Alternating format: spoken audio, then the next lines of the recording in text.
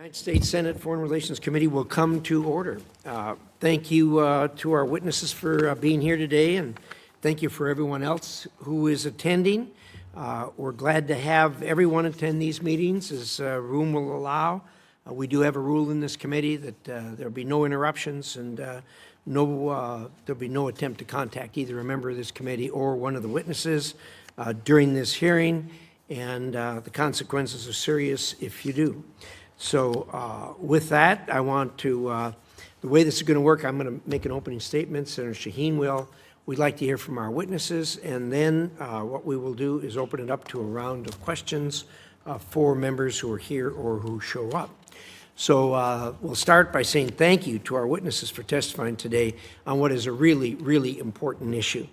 Right now, across the ocean, there are entire cities devoted to scamming Americans. In Cambodia, in Laos, and in Burma, scam center operations have become a multi-billion-dollar criminal enterprise that enables a range of illegal activity like human trafficking, money laundering, illicit drug trade, and even arms trafficking around the globe, presenting a growing threat to Americans' wallets and to our national security.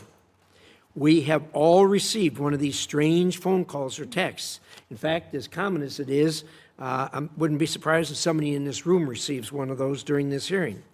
Just last year, Idahoans reported losing $34 million to online investment scams. That's just Idaho. Nationally, Americans are losing billions each year to these scammers, and these losses continue to grow to the benefit of our adversaries. Many of these scam centers have close ties to Chinese transnational criminal organizations who take orders from the Chinese Communist Party and work to promote the CCP's foreign policy priorities. These criminals have created an industry that traps hundreds of thousands of victims of human trafficking in scam compounds. They trick their victims with false jobs advertisements, take their passports, and in some cases, torture people to force them to steal your money. Fortunately, the administration is working to end this horrible practice with its Scam Center Strike Force. It has blocked more than $800 million of cryptocurrency transactions from going to these Chinese criminal groups. But that number is just a drop in the bucket compared to the scale of the problem. As these scam centers evolve to use AI and other technologies to stay ahead of law enforcement, it is more important than ever that we mount an effective response. This will require entire U.S. government working with our international partners to address the pipeline of human trafficking and build complex legal cases against these criminal groups who are often aided and abetted by foreign governments. This issue is not a partisan issue. It is clearly a bipartisan issue. It affects every American, and these scammers don't care whether you're a Republican, a Democrat, they just want your money. I hope today that our witnesses will share more about the State Department's role in this effort. How are we working with partners like the UK, Australia, and Japan, whose citizens have also lost money to these scam operations to stop these crimes? We'd like an answer to that question. What can we do to help foreign law enforcement agencies to build strong cases against the beneficiaries of these scam centers and ensure they are shuttered for good? Another question we'd like answered. And finally, what are we doing to hold the governments of countries that host and enable these scam operations accountable? I look forward to learning the answer to these questions from our witnesses, as well as hearing their recommendations for what additional authorities or increased international cooperation efforts may be needed to protect the American people from this growing threat. Thank you to the witnesses for being here. With that, I'd like to turn it over to the distinguished ranking member, Senator Shaheen. Thank you, Mr. Chairman, and thank you to our witnesses for being here today. As the chairman says, behind many of the online scams targeting Americans are scam compounds where trafficked workers are forced to defraud victims online. Just a few years ago, these compounds were concentrated in a handful of countries. But today, scam operations have spread to countries across Africa, the Middle East, Asia, and even in the Western Hemisphere. Americans lose more than $12 billion, billion with a B, a year from schemes perpetrated by overseas scam compounds. We have that poster just to remind everybody about the total. Global losses are now estimated to exceed $100 billion each year. And every senator on this committee has constituents whose lives have been upended by sophisticated online fraud. In Hollis, New Hampshire, one 78-year-old lost about $150,000 after being lured into a fraudulent online investment scheme. And another Granite State resident reported purchasing a vehicle online and lost $6,200 and never received the car, and his calls went unanswered. We've had a scam in New Hampshire targeting our Easy Pass system. That's gone out to everybody who has an Easy Pass in the state. Yeah. Yes. I got one of those. Yes, right. At a time when families are already feeling squeezed, they can't afford to lose their hard-earned savings to fraud. This hearing looks beyond those individual stories to the transnational criminal organizations behind many of these sophisticated fraud schemes, and why law enforcement alone is not going to be able to dismantle them. These networks have direct consequences for U.S. national security. They span multiple countries, often eroding the rule of law and exploiting weak governance, and they thrive on corruption. They rely on victims from over 80 countries who have been trafficked and forced to carry out these scams, and they generate billions for transnational criminal organizations, many with links to China. Fighting them requires diplomacy, support for human trafficking victims, international law enforcement cooperation, sanctions, and strong partnerships with foreign governments. Now, the good news is that the United States has begun responding to this threat. The administration has elevated countering scam compounds to be a national security priority. It's imposed sanctions on scam operators and human traffickers, and it has pursued criminal prosecutions and launched a government-wide effort to combat these networks. These are important steps, but the criminal networks are adapting just as quickly, and when one country cracks down, they move somewhere else. Without a coordinated global response, it becomes a game of whack-a-mole. If these criminal organizations operate across borders, our response has to be to operate across borders. That means preventing recruitment, supporting trafficking survivors, working with our allies and partners, and holding both criminal organizations and the governments that enable them accountable. That's exactly the approach Senator Cornyn and I put forward in the Scam Compound Accountability and Mobilization, or SCAM Act. Figured you'd like that acronym, which passed the Senate by unanimous consent. The bill would build on the administration's work by making that coordinated international response a permanent part of U.S. policy. Today's hearing is about how we build on that progress. I look forward to hearing from our witnesses about what's working, about where the gaps remain, and what it will take to build a response that is every bit as coordinated as the criminal networks we're trying to defeat. Again, thank you both for being here. Senator Shaheen, thank you for those remarks. We're fortunate to have two people from the State Department, Assistant Secretary. First of all, Michael DeSambre, who's Assistant Secretary for Bureau of East Asian and Pacific Affairs. Thank you for coming.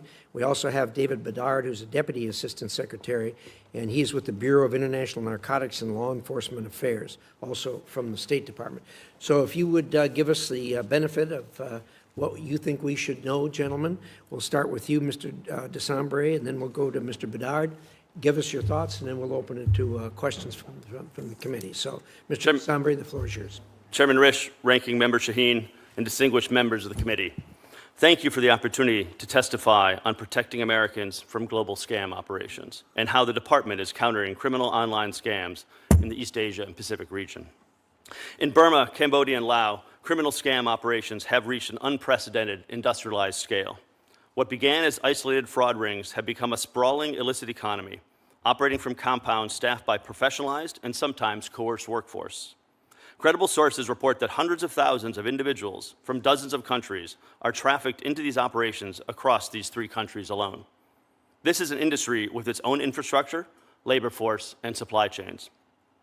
Experts agree that Chinese-origin transnational criminal organizations are the major force driving the scam economy, with the vast majority of operations led and managed by Chinese nationals. Americans have become significant targets. As Senator Shaheen just indicated, initial 2025 estimates placed reported losses from Southeast Asia-based scam groups at $12.5 billion US, a conservative figure. As our analysis nears completion, we anticipate actual losses to be significantly higher. It is estimated that these groups inflicted up to $114 billion in losses on East Asia and Pacific countries in 2025. They are also resilient. When pressured in one location, they relocate and adapt, reducing their physical footprint while sustaining scam intensity through technology. In Cambodia, some compounds closed by police raids open operations elsewhere in the country. The Department of State's strategy is to identify vulnerabilities across the transnational criminal organizations and apply sustained pressure at scale to disrupt their criminal actions and impose costs on the organizations. That includes going after the bosses and financiers of the criminal organizations, in addition to disrupting their physical and digital infrastructure, financial flows, and communication networks. Dismantling leadership and cutting off financing is one of the critical ways to break the criminal networks rather than merely temporarily disrupting them. On March 6, 2026, President Trump signed Executive Order 14390, directing the Secretary of State, Treasury, War, and Homeland Security, and the Attorney General to develop a whole-of-government action plan to identify, disrupt, and dismantle these networks. The growing scale of the threat demands a unified response. Estimated losses to Americans in 2025 were triple the level in 2023, with Americans in all 50 states targeted.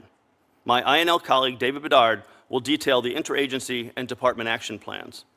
Our diplomatic message is consistent. Countries must target transnational criminal organization bosses, not just the low-level operations, and dismantle the entire scam ecosystem. We are raising this issue with Cambodia, Burma, and Laos, and other regional partners, and with China. We've encouraged China to demonstrate that it is not abetting these crimes by allowing Chinese crime bosses to be held accountable internationally. We must drive up costs for these transnational criminal organizations, restrict their access to victims, and make clear that there is no safe haven jurisdiction that can shield them from the reach of the United States. We have backed this message with action. On July 23rd, Secretary Rubio announced a visa restriction policy targeting individuals involved in cybercrime and cyber-enabled crime, and we intend to use it. In 2025, a Section 311 rule cut off Huion Group's access to US dollar accounts.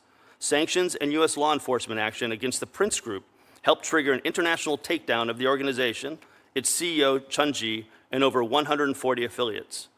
Chun Ji was also the target of a DOJ indictment and the forfeiture of approximately $15 billion in cryptocurrency, the largest such forfeiture in history. On April 23rd, Treasury sanctioned Cambodian Senator Kok An and 28 individuals and entities in his scam network. And on April 2026, DOJ's Scam Center Strike Force charged 2 Chinese nationals tied to a Burma-based scam center targeting Americans and froze over $700 million in cryptocurrency. In April, in partnership with INL, I led the launch of a 13-country coalition of our allies and partners most affected by the threat and capable of acting against it. The Counter Scams Contact Group includes Australia, Canada, Indonesia, Japan, Malaysia, New Zealand, the Philippines, the Republic of Korea, Singapore, Thailand, the United Kingdom, and Vietnam. We are using this group to collectively raise the cost on scam groups through law enforcement action, asset seizures, financial sanctions, diplomatic pressure, and information sharing, while reaffirming U.S. leadership in the region. The threat originates abroad, but endangers tens of thousands of Americans nationwide. I credit the committee for elevating attention on this fight, including through the Bipartisan Scam Act. As part of the administration's whole-of-government effort, the Department of State will continue to do all we can, including in East Asia and the Pacific, to drive up the costs on these criminal scam groups and drive down the harm to Americans. Thank you, and I welcome your questions. Thank you very much. We appreciate that. Mr. Bedard, tell us what we need to know. Chairman Risch, and thank you, Ranking Member Shaheen and distinguished members of the committee. Thank you for the opportunity to testify on behalf of the Department of State and our work to protect American citizens from criminal online scams. U.S. losses are staggering, but the true cost is not in dollars alone. Behind every statistic is a human story, as each of you both rightly pointed out. And those are the people that we do this work for. While Burma, Cambodia, and Laos remain the epicenter, operations are expanding across South Asia, Africa, into the Western Hemisphere and beyond. Global money laundering and human trafficking networks compound the problem. along with inadequate screening of trafficking victims and criminals exporting the tradecraft on a global scale. As countries crack down, scammers are diversifying beyond large industrial-scale compounds into smaller, decentralized operations in hotels and residential areas, making them harder for law enforcement to detect. Chinese origin transnational criminal organizations drive the Southeast Asian scam economy. They operate as loosely affiliated businesses, and many are polycriminal, running scams, trafficking drugs and people, and offering cybercrime as a service. These organizations operate in layers. There's a leadership tier that colludes with government officials, a management tier running day-to-day operations, and scam workers, many of them trafficking victims, others that are willing participants. Across every layer sit the facilitators, the complicit officials, the lawyers, the accountants, the bankers, the crypto converters who keep this illicit economy running. These networks exploit a persistent vulnerability. Criminal operations are borderless, but law enforcement's not. They base themselves in jurisdictions with weak legal frameworks and limited technical capacity, betting that fragmented responses cannot keep pace. In March, President Trump signed Executive Order 14390, combating cybercrime, fraud, and predatory schemes against American citizens, and directed the Secretary of State to demand enforcement action from foreign governments. The State Department is coordinating with the National Security Council and the Homeland Security Council on an international approach built around 4 lines of effort. First, a global diplomatic campaign pressing key countries to act through high-level démarches, joint statements, and coordinated action. Our regional bureaus, such as the one Assistant Secretary DeSambre leads diplomatic engagement with foreign capitals to build political will, while INL engages the Ministries of Interior, Public Security, and Justice, and the law enforcement agencies that do the operational work. We also work multilaterally to raise international standards and align partners with a common approach. INL led the adoption of the first ever UN resolution on combating cyber fraud, which was co-sponsored with Japan and the United Kingdom. Second, imposing costs on the transnational criminal organizations and their enablers and the complicit officials who give them safe haven. Our tools include visa restrictions, support for asset seizures, extradition requests, and targeted sanctions to deny these networks the resources and to drive them to change their behavior.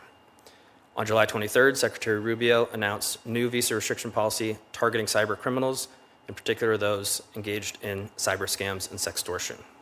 Third, operational law enforcement cooperation. We cannot arrest our way out of this from Washington, D.C. We rely on foreign law enforcement. Where warranted, INL provides training and equipment so foreign partners can investigate these enterprises and their financial flows in cooperation with U.S. law enforcement. Thailand is a strong example. Following the evacuation of thousands of scam workers from compounds in Burma, INL funded FBI deployments to embed agents with the Royal Thai Police in the Anti-Cyber Scam Center, giving U.S. law enforcement its first ever opportunity to interview individuals coming directly out of scam compounds. Those interviews and evidence transformed our understanding of scam compound leadership, their operations, and their tradecraft. FBI and Thai personnel used INL-funded digital forensics tools to examine more than 8,000 phones and 1,500 hard drives. That work has supported multiple federal indictments and arrests targeting scam leaders and facilitators. Fourth, prevention and outreach, partnering with tech platforms to take down scam infrastructure, working with financial institutions to block illicit transactions, and educating Americans through public awareness campaigns. Together, these lines of effort will produce investigations, arrests, and prosecutions of cyber criminals who target Americans. They will impose a deterrent effect on the criminals and their enablers, and they will deepen our understanding of criminal tradecraft to better protect Americans at home. We appreciate the bipartisan interest in this issue and welcome the committee's continued engagement as we implement the executive order. We look forward to working with you to protect Americans from these threats. Thank you, and I welcome your questions. Well, thank you very much, Mr. Badar. We'll now do a round of questions with members who are here. It's a fascinating subject, really, and I'm going to start. I'm going to ask either one of you want to take this on. We talk about what's happening here in America, and I think we as Americans take for granted the fact that this is a capitalist country, not a socialist or communist country, so that the vast majority of Americans, not all, but the vast majority, have access to some type of capital that they can that can be stolen. So obviously we are a target for this because we are a wealthy country. So the question I would have for you is, I'm sure there are some other countries where people do have access to capital. What other countries are notoriously a target for these scammers, and are we coordinating with those countries? Whichever one you want to go. Senator, thank you very much for that question. I think, unfortunately, we're seeing most countries around the world being targeted, even those countries where you don't think that they have large amounts of capital accumulated. As I mentioned in my opening remarks, estimates are that in Southeast Asia, there's been $114 billion that has been stolen from people resident in Southeast Asia. So it is a problem in every country around the world. But coordinating internationally is clearly an important role that we see ourselves in the State Department to do, and that's why earlier this year, David Bedard and I launched this international contact group focusing on those countries, both where they're being affected, but also where they've got the ability to really work with us on some of the aspects, particularly in terms of financial seizures and asset seizures, so including Japan, UK, Korea, Australia, New Zealand, Singapore, Canada, that those are all countries being affected by this as well, to varying degrees, but every single one of them is being affected, and we are coordinating with them because it is a global issue. That's important, obviously, that we do coordinate. I guess the reason I asked that question is it just amazed me, the type of scams they have. I think everybody here got the one that Senator Shaheen referred to about the traffic tickets or the, we don't have tolls out west, but I was getting a claim for tolls that we didn't have. So that's not a big amount of money. We hear about the big scams where people lost thousands or even millions of dollars, but this was a particularly small one, but if they get enough people, I suppose it adds up. So thus that question. In any event, appreciate that, and I think that as we go forward, we're going to recognize that there are countries that are involved in this at the level of their government. China always wrings their hands when we arrest somebody and disassociates themselves with them, but the more you deal with China, the more you realize that that thing goes right up through the government. What role does China play in all of this, in enabling these things? Senator, thank you. I think we, as mentioned, we do understand that most of these transnational criminal organizations are led by Chinese nationals or ethnic Chinese individuals. And so clearly there is a role of China in that regard. Many of those are actually located outside of China, though. So whether it's in Cambodia, Burma, or Laos, there's Chinese nationals or ethnic Chinese individuals running those transnational criminal organizations. But you're absolutely correct that corruption as part of these countries, whether it's in Cambodia, Burma, Laos, others, is clearly one of the challenges. And the involvement of government is something we're very focused on and trying to ensure that we work with those governments to let them understand that there will be ramifications to the extent that they're corruptly involved in targeting American citizens. So let's talk about the ramifications. What programs have you used that you have found most effective in combating what's going on, both from a preventative nature and remedial nature? Sure. Maybe I'll talk briefly, and then I'll turn it over to Das Bedard to speak about some of the law enforcement cooperation. I mean, one of the benefits that we've seen in the State Department of having the regional bureaus now sort of running the foreign assistance is that we can use foreign assistance to really direct on these problems as they arise. So starting in October of last year, on the sidelines of ASEAN, we announced $52 million in funding focused on four main areas.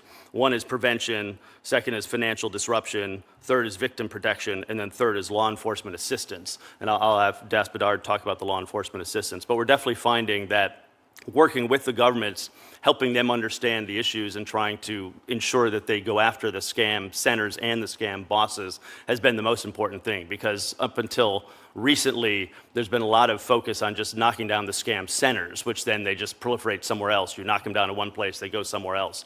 And so really, we're working on within sort of our like-minded countries, as well as working with Cambodia, really trying to make sure they go after the scam bosses. And maybe Das Bedard. Mr. Bedard. Thank you, Assistant Secretary. As an example of the law enforcement assistance that we give, I'll highlight what the work that we do in Bangkok with the Royal Thai Police. INL and HSI have recruited a number of Royal Thai Police officers with particular skill sets in cyber scam knowledge, in cyber and financial expertise into a transnational criminal investigation unit. So these people are very focused on the problem that is emanating from Southeast Asia and the same criminals that are targeting Thai are also targeting Americans, and we think that there's a mutual benefit there. I mentioned the victims that are leaving Burma and entered into Thailand. INL funded those deployments of the FBI agents to process the 8,000 phones and the 1,500 hard drives. We were able to work with the Royal Thai Police based on years of experience, years of law enforcement assistance that was provided to the Thai, building up their capabilities and really letting them be good partners for U.S. law enforcement. This work supported multiple federal indictments. Assistant Secretary Desambre mentioned the 2 Chinese nationals that were indicted that came directly out of this work. And we think that this work can be replicated throughout the world because this is not just focused in Southeast Asia. As mentioned by Senator Shaheen, this is proliferating across the world, and we're looking to replicate this model elsewhere. Thank you, gentlemen. Senator Shaheen. Well, thank you. That is very informative. I don't know if either of you caught the piece this morning on one of the network morning shows about scams, but they were interviewing somebody who had worked on this issue for a number of years, who made the point that right now we've got 13 different agencies that have overlapping responsibilities to deal with scams, and there's nobody who is heading that effort up across those agencies. He was saying, you know, this is one of the, we need to treat this like combat, and so we need somebody in charge. How appropriate is that criticism, and how do you coordinate with other agencies that are working on this? Either one of you. Thank you for the question, Senator. And I won't comment on the appropriateness of the criticism, but I do understand that this is a whole government approach, and many agencies are focused on this. The President's executive order demands and is looking for coordination on this issue. It is a national security priority for the President, and one that we certainly take seriously. The action plan that was directed by the President is currently in the interagency review process to deconflict some of the concerns that you have raised, and we certainly think that the task force that will be implemented through that executive order will solve the problems that you may be referencing. So earlier this year, the bipartisan House Select Committee on China released a report that identified overseas scam compounds as a convergence of transnational organized crime, human trafficking, illicit finance, and corruption, with direct implications for U.S. national security and strategic competition with the Chinese Communist Party. All of those issues you both raised in your testimony.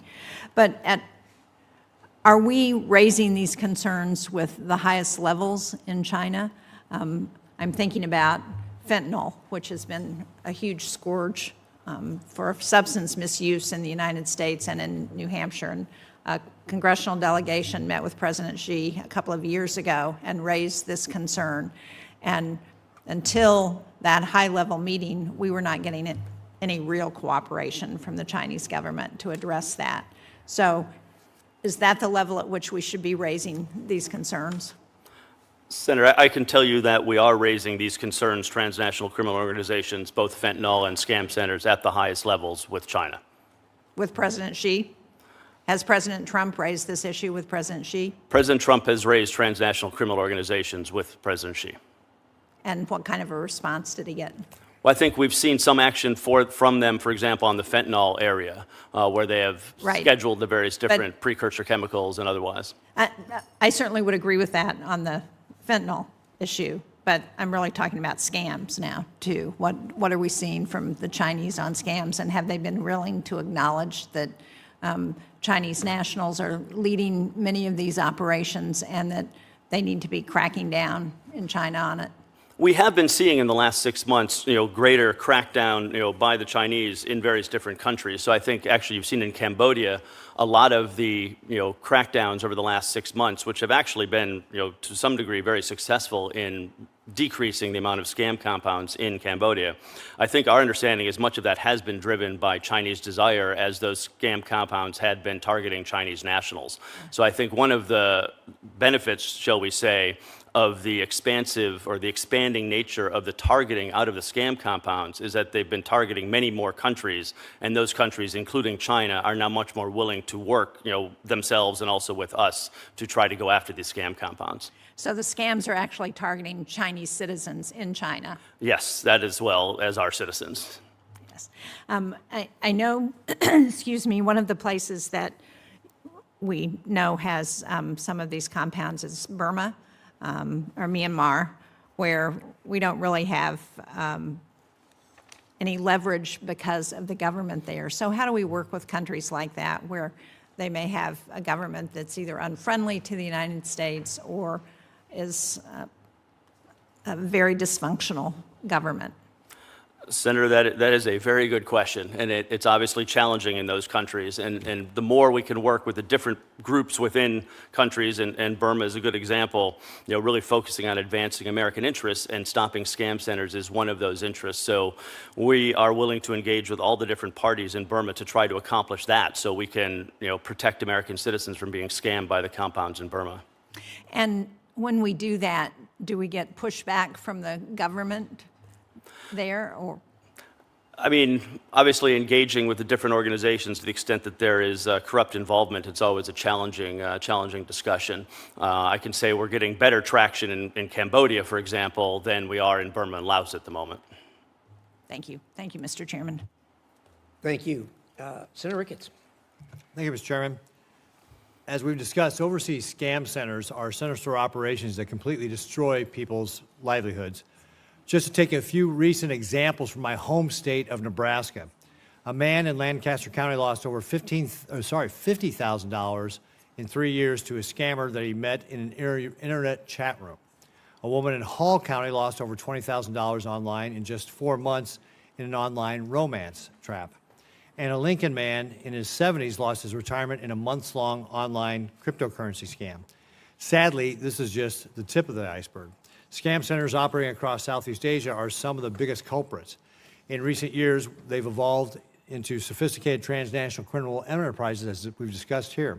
The United States, through sanctions, asset seizures, and law enforcement operations, has taken aggressive action to address this. We're also working with partners through bilateral channels, such as in organizations such as Interpol and ASEAN. However, currently, there is no standing international body dedicated exclusively to coordinating intelligence, financial investigations, sanctions, and law enforcement against these scam networks. In the past, the U.S. has created a dedicated multinational task force when transnational threats reach strategic significance. For instance, the JIAF South was stood up in the 1990s to better address drug trafficking cartels. Mr. Bedard, given that today's scam center networks are similarly transnational, combining cybercrime, human trafficking, money laundering, and cryptocurrency, has the threat reached the point that we should establish a comparable multinational coordination mechanism? Thank you for the question, Senator. This is certainly an issue, and one that domestically in the executive order, the President is directing us to create a task force to address this. Through that, there's an international plan, and we will certainly work with our international partners to share intelligence and address this transnational crime, as you mentioned. I will say the work that we're doing with Interpol, we think that there are very productive channels for us to work through. Interpol is standing up a global task force themselves, and we will do what we can to support that task force rather than create duplicative task forces. We see other countries that are working on this problem doing that, and we have some concerns and want to make sure that it's truly multinational and we fit in where the preponderance of the countries that are concerned about this are working. So what would be the biggest advantages of forming these coalitions? The biggest advantage is certainly intelligence sharing. I think the challenge that we have a 13-country contact group, and working with each of those countries that have different regulations, that have different authorities, and having a task force allows each of those countries to bring their comparative advantage to this fight so that we can take this fight to these perpetrators wherever they are. Over the past few years, Beijing has devoted significant resources to dismantling scam centers that target Chinese citizens. We just discussed that. However, this selective enforcement has increasingly put Americans and other foreigners in the crosshairs of Chinese scam center operators. As evidence of this, in 2024, Communist China reported a 30% decrease in money lost to online scams, while the United States witnessed a 40% increase. Many of these criminals have been repatriated from scam centers in Southeast Asia back to Communist China and released from prison. They have now set up smaller scam networks within Communist China itself, and they are exclusively targeting foreigners. This shift is due to a lack of enforcement by the Communist Chinese officials when victims are overseas. Assistant Secretary DeSambre, to what extent do you believe Communist China's current enforcement posture is encouraging scam operators to shift their focus from Chinese victims to Americans or other foreign nationals? Senator, thank you very much for that question. We've definitely seen the pressure that China puts on countries like Cambodia to extradite back to China the various scam bosses that are caught within their network. And we're really working very closely with our international contact group that we mentioned to try to focus on putting diplomatic pressure on these countries not to deport them back to China, but to give us access to those individuals to make sure intelligence is gathered so that we can actually ensure that we can go after all the scam bosses and make sure they aren't sent back to China and able to continue to operate against American citizens. What about the idea that China is selectively enforcing the law on these scam operators that are targeting Chinese citizens but not really worrying about Americans or other foreigners? I don't have any specific information on that, Senator. It wouldn't surprise me if that were to be the case. When they are sent back to China, we don't have great transparency as to what happens to them. Some of them may be, incarcerated, and others may not. We don't have that transparency.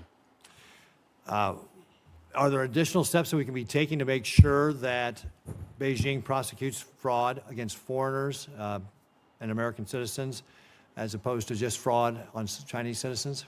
Well, definitely. It is a topic that we discuss with China and will continue discussing with China. Understand that there's been various efforts on the FBI to work with Chinese MPS as well, and I presume they're talking to them about those topics. Great. Thank you, Mr. Chairman. Thank you. Senator Kane. Mr. Chair, thank you for holding this hearing. It's really important, and hearing, whether it's Idaho residents losing $43 million in a year, or Senator Ricketts talking about his constituents, or Senator Shaheen with $12 million annually. I mean, this is infuriating. It is absolutely infuriating.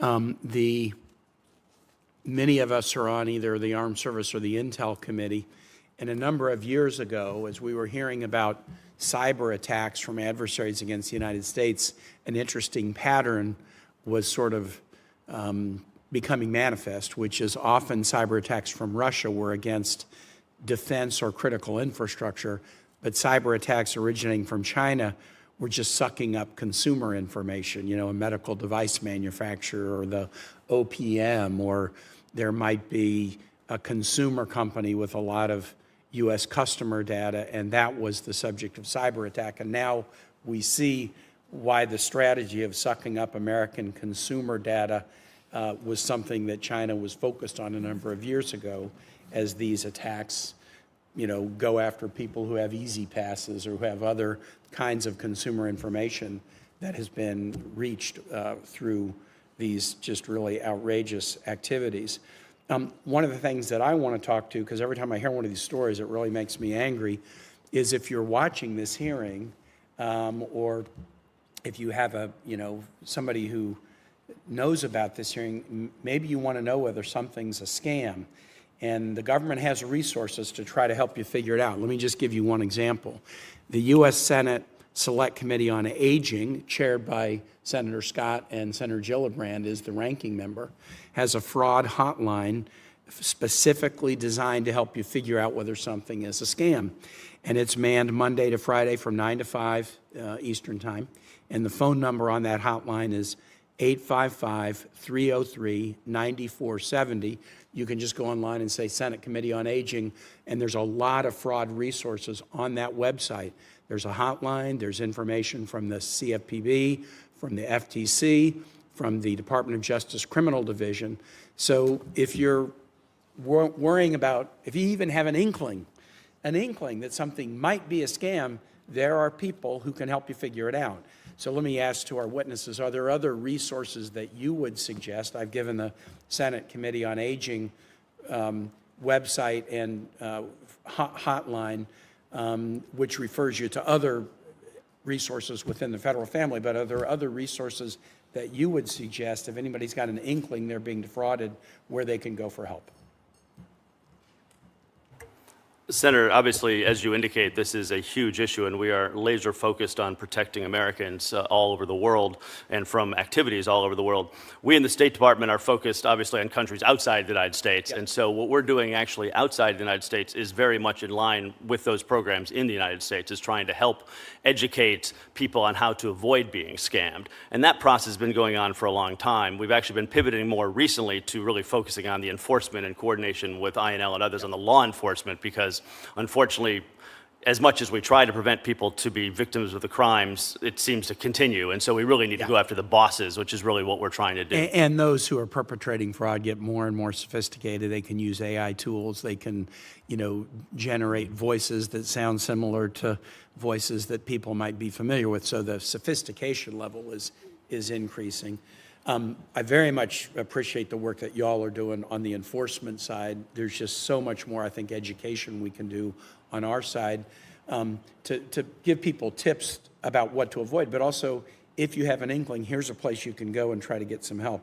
There's been a good bit of focus on scams originating from Southeast Asia, but I think it is important for folks to know, even though that's been the predominant, that is not the only place from which these scams originate. Here was an interesting one. In 2023, Peruvian authorities rescued 43 Malaysians who had been human trafficked to Lima and forced to conduct telecom fraud, demonstrating that this coercive compound model is not just limited to Southeast Asia. The Justice Department in July 2026, just recently in a very laudable way, announced guilty pleas in a sophisticated call center operation that was based in the Dominican Republic, which had defrauded more than 400 American seniors of more than $5 million. The average age of those defrauded was 84 years old. So this is a model that might have, spawned in Southeast Asia, but now it's there are other parts of the world we've got to pay attention to as well. Could you talk a little bit about activities in the Western Hemisphere? That'll be my last question. Senator Kaine, thank you very much for raising your concerns. This is certainly a threat that is expanding globally. As Senator Ricketts mentioned, romance scams are out of West Africa, Nigeria, Cote d'Ivoire, sextortion as well. We have Indian call center scams. There's Jamaican lottery scams. There's cartel timeshare scams. It's certainly proliferating, and the concern, as you mentioned, is that the tradecraft that these Chinese transnational criminal organizations are using in Southeast Asia is being exported around the globe. We've had concerns from Sri Lanka as well about scam centers rising there.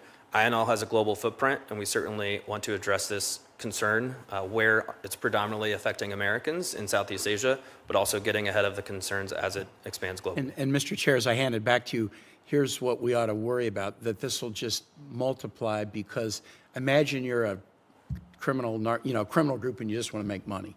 Okay, let's see, if I sell drugs, I've got to buy them, I got to have arms, I got to move them, I got to have boats. Some of my people are going to get killed. If you're doing human trafficking, that's hard. But to go online and just rip people off, I mean, the costs of investment up front are very, very low. The risks are much lower than in other kinds of criminal activity. And so that will probably push more of these criminal groups even more into these. So I have a feeling, I'm really glad we're doing this hearing today. I think this is a problem that's going to grow in a real geometric way. I think that's a really good observation. I mean, all of these people, they're in it for money. And what's the easiest way to get money? What's the safest way to get money? And this certainly is ahead of these other more kinetic type of things that you're talking about. Senator Merkley. Thank you both very much for being so engaged in this topic, and I appreciate this hearing. There's so many. I'm thinking about an Oregon citizen in Roseburg who was caught in an online gold investment scam, and then went to a recovery service, which also turned out to be a scam, so was double scammed. I was just looking up that organization on the internet, Online Justice. It now goes to a blank page, but it's easy to reinvent such a firm overnight with a new name and a different website. And that individual in Roseburg lost $145,000. An individual in Portland who was contacted by a celebrity imposter, and that celebrity imposter said that they were opening an acting school in New York. The person was convinced that was a worthy thing to do and invested $100,000. Of course, it disappeared.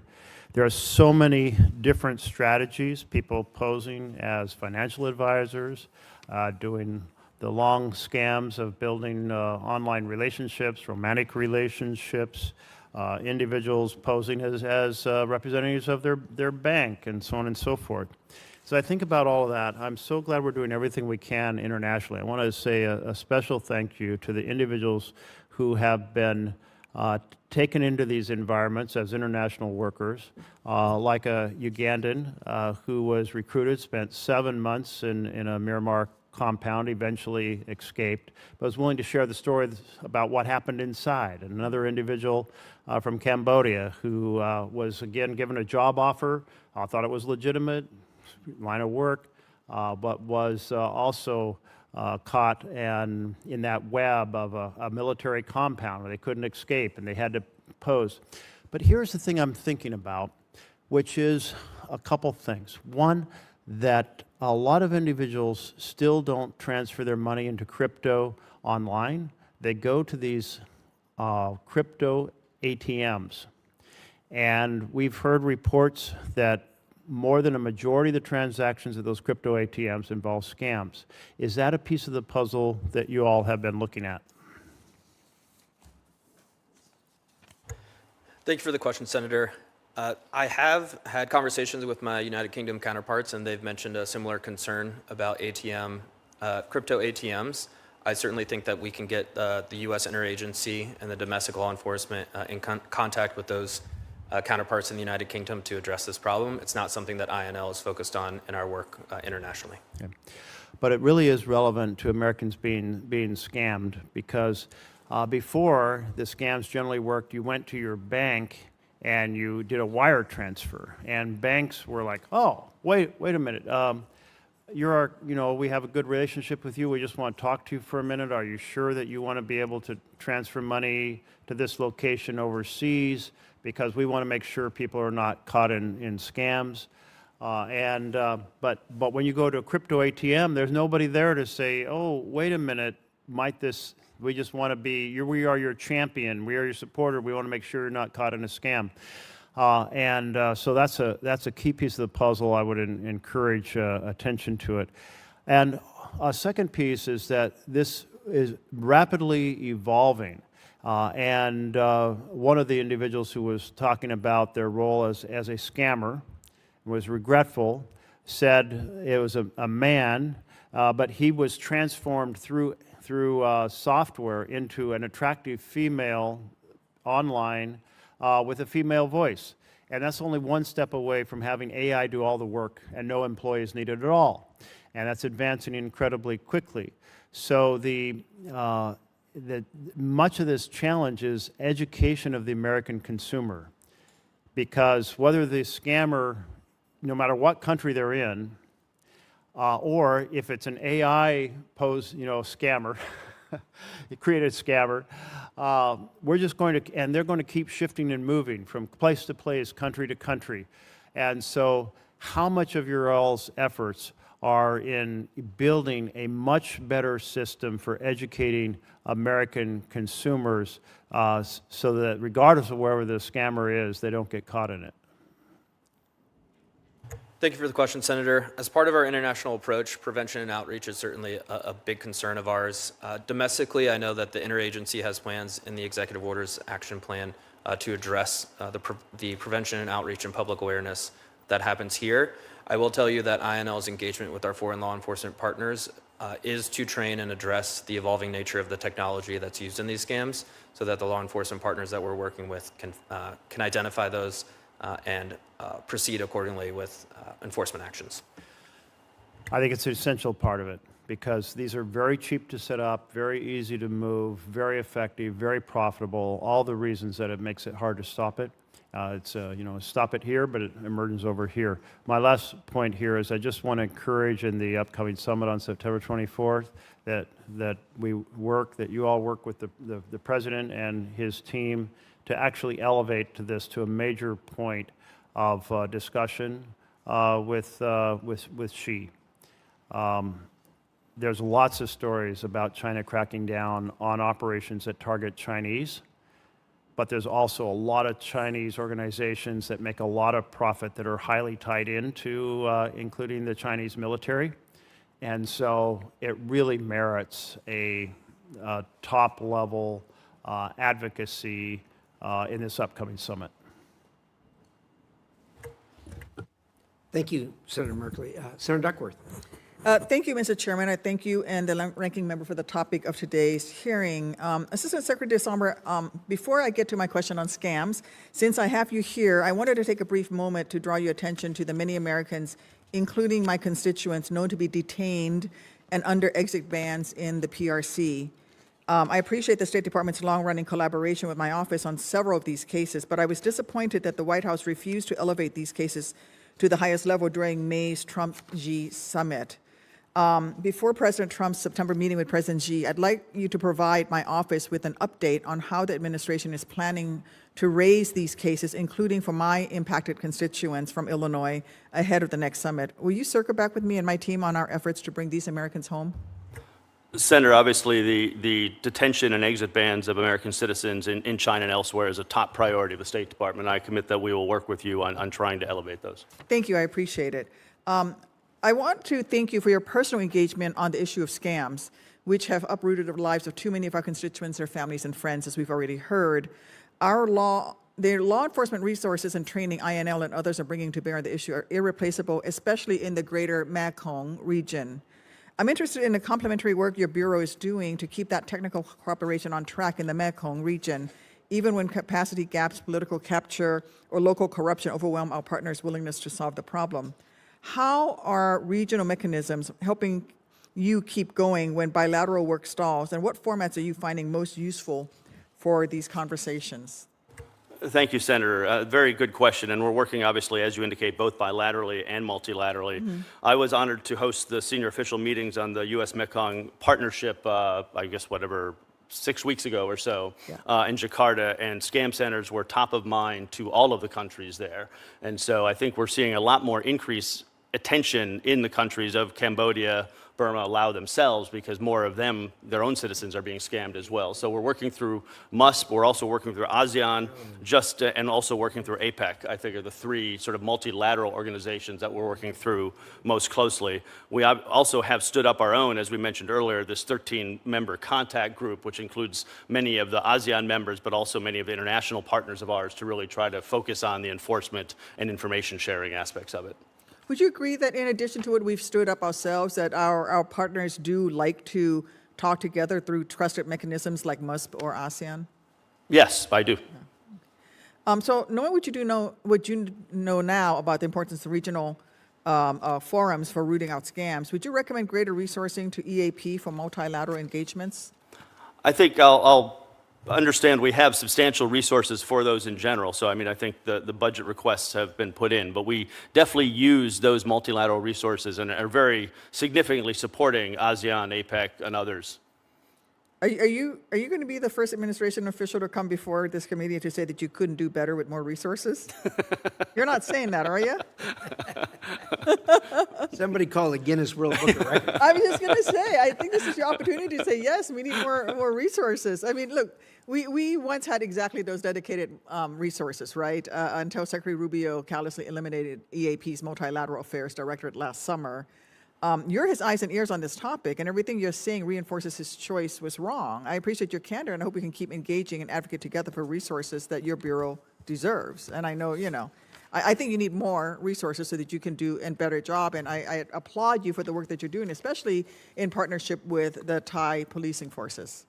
And as you're rightly recognized today, the problem starts in the Mekong sub-region, but it doesn't end there. And more we're seeing scammers expelled from Southeast Asia, setting up fresh operations in Palau, Tonga, Papua New Guinea, and beyond, where scams pose a fresh slate of challenges. Law enforcement departments are often smaller. Their critical positions are just one or few people deep in some of these nations. Mr. Bedard, I don't want to be caught up playing whack-a-mole for the next decade. What is the State Department doing right now to preempt the migration of scam operations? Thank you for the question, Senator. And I want to briefly touch on your question regarding budget. INL's request for fiscal year 27 is $30 million over its fiscal year 25 request for the Southeast Asia region alone to address cyber scams. So we're certainly putting more emphasis and more effort in the region to address those concerns. INL has a global budget as well. We are working on this throughout the world. As I mentioned, we have active programs in Southeast Asia, Africa, South Asia, the Western Hemisphere, the Pacific Islands, in the Middle East. We're trying to meet this problem where we find it with the appropriate level of resources to stop the losses to American citizens. But we've lost resources that was going to the Bureau for East Asian and Pacific Affairs, which could be an organization that helps with multilateral directorate relationships, right? Well, I think as I've said before, the change in the structure hasn't affected our ability to execute on the mission within EAP. Can you finish your answer, Mr. on what are you doing to prevent the migration of scammers to other places, especially the PICs? We work with our foreign law enforcement partners across the world. What we are doing globally, we provide roughly $20 million in training and technical assistance on money laundering, cyber-enabled crime. We have a global law enforcement network that can embed U.S. cybercrime prosecutors in countries where this issue is raised. And we want to build that technical capacity so that these foreign law enforcement partners can work better with U.S. law enforcement, but also with other regional partners on this issue. Thank you, Chairman. Thank you, Senator. Senator Van Hollen.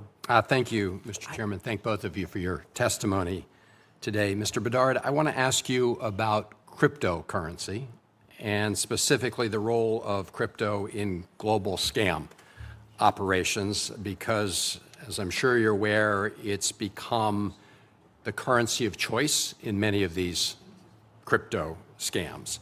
A March report from the U.S.-China Economic and Security Review Commission found, and I quote, the explosive growth of online scams into a massive global criminal industry has also been facilitated by crime syndicates' exploitation of cryptocurrency. You would not disagree with that conclusion, would you? No, Senator. And the FBI's 2025 Internet Crime Report found, and I'm quoting, cyber-enabled crimes defrauded Americans of nearly $21 billion, with cryptocurrency and artificial intelligence-related complaints among the costliest. So you acknowledge the role that crypto is playing in fueling these scams, right? Yes, Senator. And so are you aware of the debate here in the Senate with respect to what's known as the Clarity Act? No, Senator. In my role in INL, I'm not aware. Well, would you agree that anything that made it easier for scammers to use crypto would be a step in the wrong direction? Senator, in my role as in DAS and INL, I would prefer not to comment on the Clarity Act or regulation of crypto. Well, I'm asking this because this is a hearing on scams, and you've acknowledged that cryptocurrency plays a critical role in facilitating scams. And so my question was straightforward. Would you agree that it would be a mistake to make it even easier for scammers to use crypto? Mr. Chairman, I do want to just read an editorial that was in the Wall Street Journal the other day. The headline was "Clarity for Crypto, sort of." And one of the points they make about the current draft of the bill is, and I'm quoting, the bill would also exempt so-called decentralized crypto networks from anti-money laundering and know your customer rules. Would you agree that that would be a mistake to go in that direction? Would you agree that that would make scammers' ability to use crypto easier? Senator, I do not have a response on the technical language of the Clarity Bill. INL's work with our foreign law enforcement partners is to build their capacity for blockchain analysis, digital financial investigations, and modernize their legal authorities to address the crime that is being facilitated oftentimes through cryptocurrency. All right. No, look, I understand the position you're in. I would just say I think it's contradictory for one part of the administration, the State Department, to be saying we need to clamp down on these scams, which we do, and recognizing that cryptocurrency plays a big role in it, and then another part of the administration pushing for a piece of legislation that even the Wall Street Journal, not a left-leaning publication, acknowledges would make the problem even worse. And I hope before this body proceeds to consider the bill, we will fix these problems because they are significant, which is why law enforcement organizations like the National Sheriff's Association has expressed opposition and concerns. Let me turn to Burma. And I know others have raised Burma. Mr. Desambre, this is really for you because, as you know, that's become a massive center for scams, right? Would you acknowledge that? Yes, I'll acknowledge that. Okay. And has the State Department investigated how the junta is financially supporting or profiting from those scam centers in Burma?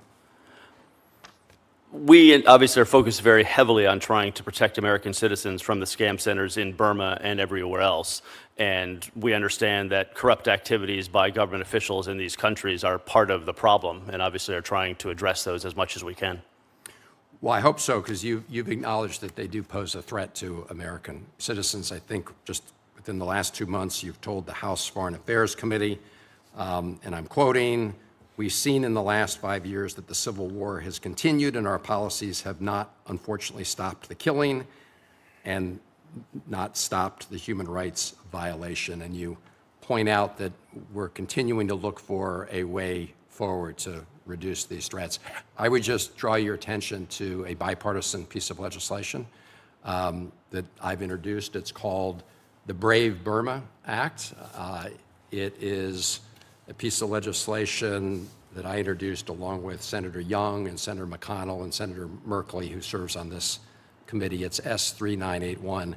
Would you be willing to take a look at that and get back to us with any comment? Sure, Senator. Happy to take a look at it. Anything we can do to try to address the challenges that Burma poses is something we should consider. I appreciate that. And I would just ask the chairman and the ranking member, maybe as we look forward to the next list of bipartisan measures that have been introduced, we take a look at this Brave Burma Act. Yeah, the issue we're talking about certainly isn't a partisan issue, and I think all of us want to help our constituents, and so anything we can do in that regard. Burma's been a challenge for us on a international basis and on a diplomatic basis for a long, long time. I haven't looked at the bill. I will. I appreciate that. It's designed to provide greater tools, as this committee's Anything we can do to help in that regard. Thank you, Mr. Chairman. Thank you. Thank you, Senator. We appreciate that. To our witnesses, thank you so much. This has been an enlightening hearing, and I hope it underscores and helps Americans sit up and listen to the kinds of things that are going on out there that get in their wallets and extricate money and transfer it to China or somewhere else where the bad guys are. Obviously, there's some things that are easily preventable and some things not so much, but for those that are easily preventable and recognizable, we hope they'll sit up and take notice. So thank you. For the information, members of the committee, I'm going to keep the record open until close of business tomorrow on August 7th, and we ask our witnesses, if we have some more questions, if you would respond as promptly as possible. Your responses will be made part of the record, and we appreciate your service. We appreciate the focus you have on what is a pretty despicable problem that Americans are subjected to, and keep up the good work. And with that, the committee is adjourned.